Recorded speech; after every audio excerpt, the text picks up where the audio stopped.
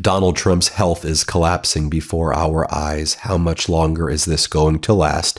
As I previously reported, Donald Trump's last physical was in October of 2025, a semi-annual physical. Before that, it was April of 2025. Thus, the annual physical should be this month, but Donald Trump has not announced it. He seems to be concealing when his physical is going to be. Now, what Donald Trump did do, though, yesterday during this really bizarre press conference that was supposed to be about lowering prescription drug prices, which we all know is actually not happening. Drug prices are far higher. Donald Trump fell asleep, basically passed out during this press conference in the Oval Office. Let me show you what it looked like as he passed out. Then he kind of woke up and he was like disoriented where he was.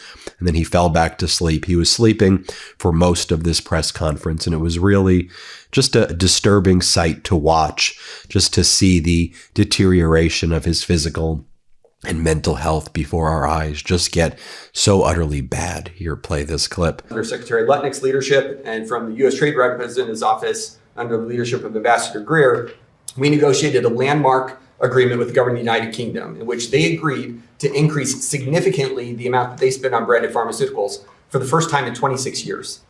That work continues with other countries. And third, we will continue our work with our partners in Congress to codify the principles that underpin these most favored nation deals. Now, you'll also recall at one of the last press conferences Donald Trump held as well, he brought a group of young girls in the press conference, and then he fell asleep, and it seemed that he either passed gas while he was falling asleep, or he just had a stench that was emanating from him that disgusted the little girls who were in the Oval Office, but yet again, falling asleep. Here, play this clip. So hard on this. Peter Welsh, it is a bipartisan issue, and understanding where we are in this country and how important the health of certainly our children are is so important. And you can just see this photo over here. It's just multiple press conferences and cabinet meetings where Donald Trump falls asleep for basically the entire event. And as I said, it's very disturbing to watch, you know, and just to see this rapid deterioration. Also, during yesterday's press conference, the feed cut out. I talked about this yesterday. And when the feed cut out from the press conference after Donald Trump was sleeping, he woke back up and he said, "I could use a shit. I could use a shit." I mean, that's how he talks in the Oval Office. I mean, the level of disinhibition, just saying that he has to defecate after jolting awake and sleeping for most of this press conference. And again, I mean, this stuff is on camera. It's on audio. Here, play this clip.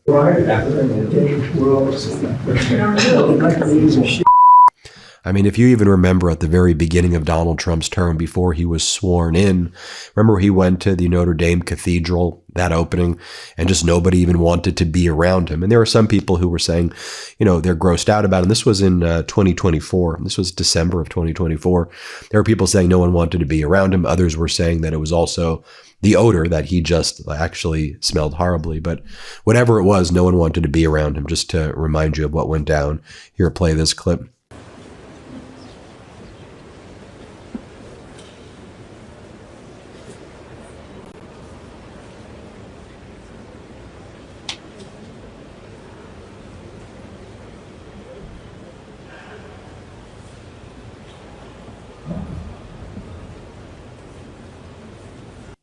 And then yesterday, we continued to see the disinhibition.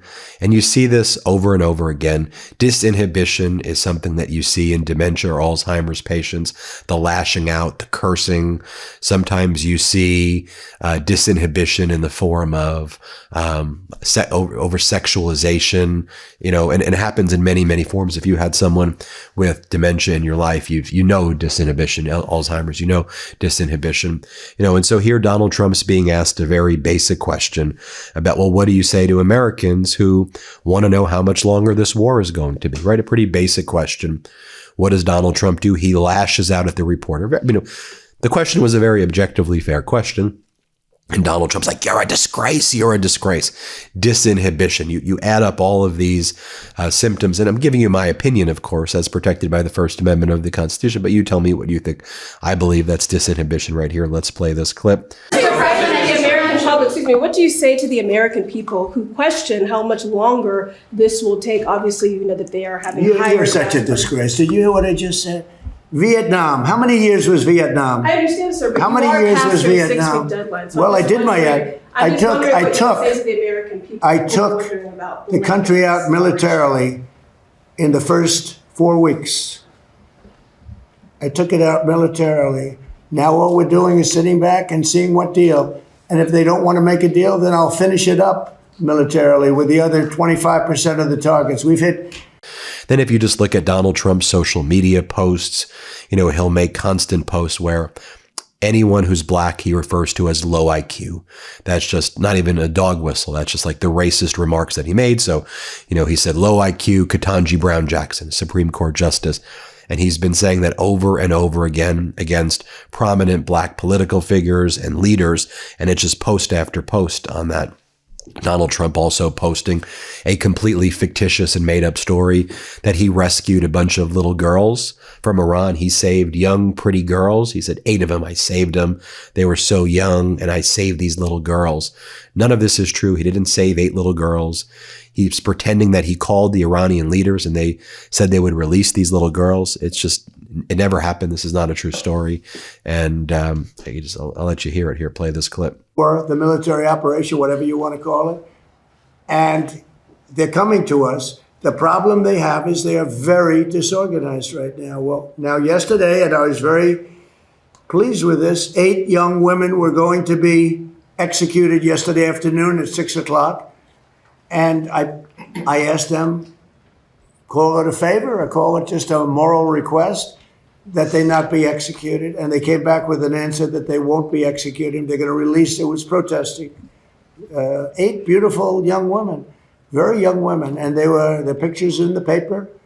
And it's been a story for a little while. And I saw that and I said, let's see if we can save them. And it was very nice what happened. So they're not going to be, what they're doing is, as you know, they're releasing 4 of them very shortly and they're going to keep 4 of them in jail for a period of 1 month and release them. So they won't be executed. Yeah, so if you're asking for... And he kept on talking about Prince Harry and how excited he is about King Charles with getting a royal visit. I mean, while Americans are getting royally screwed, this is what Trump is talking about. Let's play this clip. Visit, sir, which we're all very much looking forward to. Prince Harry today has said that he would like to see you do more to end the war in Ukraine. Do you think it's appropriate for a royal to make those comments ahead of the visit on Monday? Prince Harry? Yes, sir. How's he doing? How's his wife? Please give him my regards, okay? No, I don't know. I know one thing. Prince Harry is not speaking for the UK, that's for sure. I think I'm speaking for the UK more than Prince Harry, but I appreciate his advice very much. Would you have great advice to the dinner instead? Let me interrupt for a minute to bring you this important news story. So we're seeing a major warning sign right now across the United States, and it's one that can impact everything from wildfire season to your grocery bill. New data shows that more than 61% of the lower 48 states is now in moderate to exceptional drought, and that includes a staggering 97% of the Southeast and about 2/3 of the West.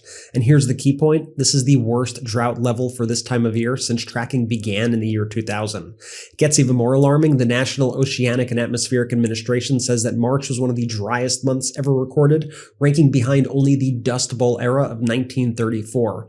Out west, record heat and low snowpack mean less stored water heading into summer, fueling wildfire risk and worsening water shortages. Meanwhile, a separate weather pattern tied to the jet stream is keeping storms away from the south, deepening drought conditions from Texas all the way to the East Coast. And the numbers are staggering. Some areas would need over a foot of rain in a single month just to catch up. Eastern Texas, nearly 19 inches. This is what climate instability looks like in real time, and yet we continue to see political leaders, especially Donald Trump and his administration, reject climate science and ignore the consequences that are already here. Thanks for watching. Now we need you to speak out. What are your thoughts on climate issues, on Trump's rejection of climate science, on our climate segments here at MeidasTouch? I want to hear from you. I'll be reading your comments. Okay, Ben, back to you. And then the sycophants around him enable this clear cognitive and physical deterioration, and they it reminds me of the stories that people told about Donald Trump's father, Fred, when Fred was dying of Alzheimer's. And the story goes that they basically created an office for Fred, the Trumps did. And Fred would show up to a fake office and he would call a fake secretary and they would go through like a fake day. And oh, Fred, great job, Fred. You're doing really amazing, Fred. Very serious Alzheimer's runs in Donald Trump's family. Multiple family members had the worst type of Alzheimer's and they started getting it and really accelerating right around Donald Trump's age right now. Here are some of the enablers around him, like RFK Jr. saying, oh, the way Donald Trump calculates percentages is actually the right way to do it, right? I mean, of course, you could reduce something 600%. And it's like, no, you can't. And then Donald Trump's like, right. And again, the cognitive decline is really just very, very serious. Here, let's play this clip. I was reminded when the president was speaking of a conversation that I had yesterday with one of the Democratic senators who was questioning me during the hearing, and she was ridiculing President Trump for his math. And she was saying, it's mathematically impossible to have a drug drop by 600% cost, which he had claimed. And I said, well, if the drug was $100 and it raised the price to $600, that would be a 600% rise. Well, if it drops from 600 to 100, that's a 600% savings. And the president used that mathematical device to illustrate the magnitude of the theft that has been happening against our country and our people, as he said. And then he called the election in Virginia rigged. Let's play this clip. You have a grossly incompetent governor. You had a very good governor. He did a good job. All those companies that want to move into Virginia now, they want to move out and go to a different location. So that's my opinion. I believe it was a rigged election. Virginia's known for it. It was a rigged election. They had a lot of ballots, mail-in ballots. Anytime you have mail-in ballots, you have cheating. Did you have something? Yes. You said that the U.S. will work with. And then when he was confronted with the fact that the Russians, Putin, was invited to the G20 summit in Miami in December, which would just be a horrible thing, and it'll probably ruin the entire G20. Donald Trump was like, oh, no, he wasn't invited. He's coming, though. He's showing up.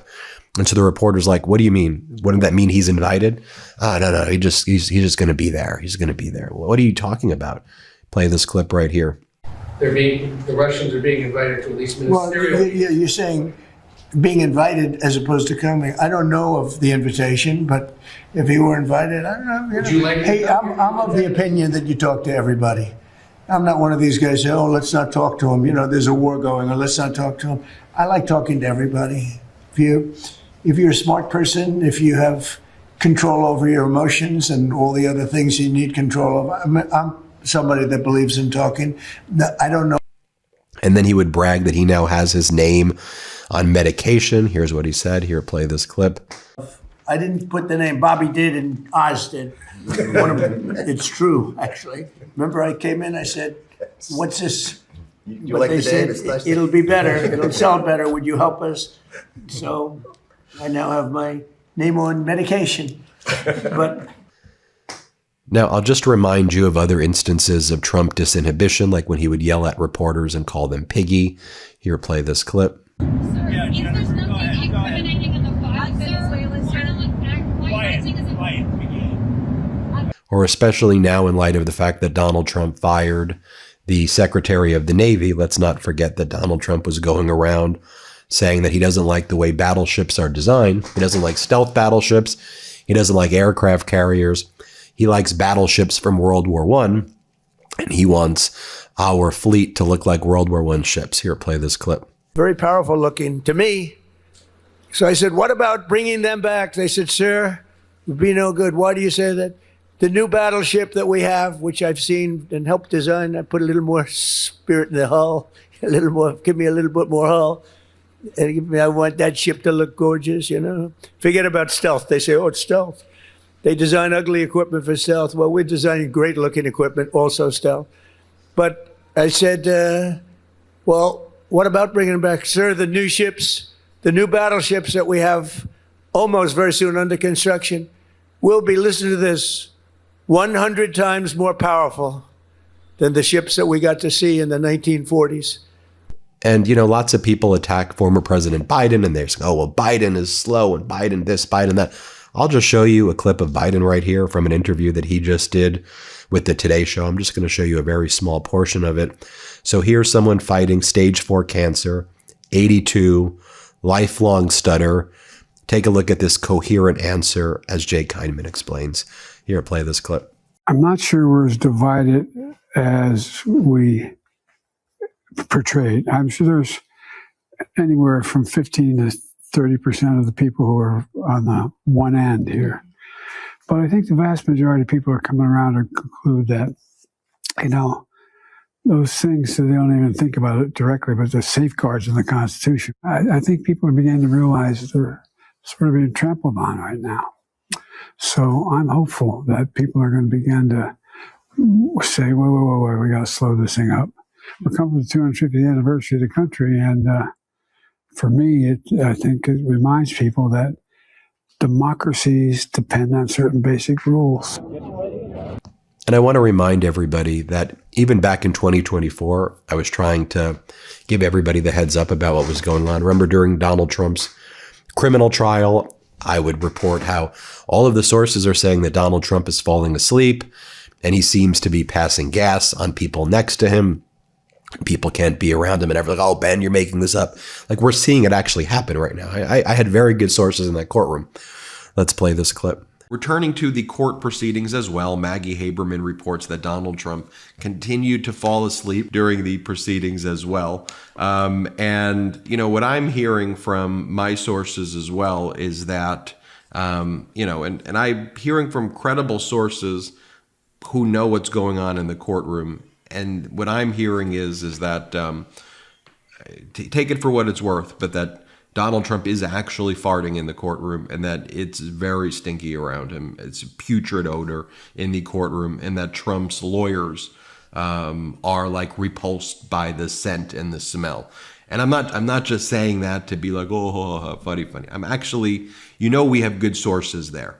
And I'm hearing it from actual credible people that as he's kind of falling asleep, he is actually passing gas, and that his lawyers are really struggling with the smell. I think you'll actually start to hear more of that, but again, from real credible sources. Now, take it for what it's worth. They may be going off the record, on background and telling me that because of, it's the MeidasTouch, and they think that we want to hear that. So you could judge it how you want to judge it, but real credible people who are there have saying that it's putrid around him. Also, the White House is taking pictures like this. What a small little tiny man to post photos of whatever the hell this is supposed to be. It's just very weird stuff. Where Donald Trump, when foreign leaders show up, he sprays perfume at them. Here, play this clip. This is men's fragrance. Yeah. This is it's the best fragrance. Come here, I have no here, sir. Okay. So what we'll do is just take that, Joe, put it in, and then the other one is your wife. How many ones? Your wife. You guys never know, right? And so we'll keep you updated as we learn more here, of course. But hit subscribe, help us get to 7 million subscribers, and thanks for watching, everybody. Thanks for watching. Be sure to add the MeidasTouch podcast on Apple Podcasts, Spotify, or wherever you get your podcasts for new updates every single day.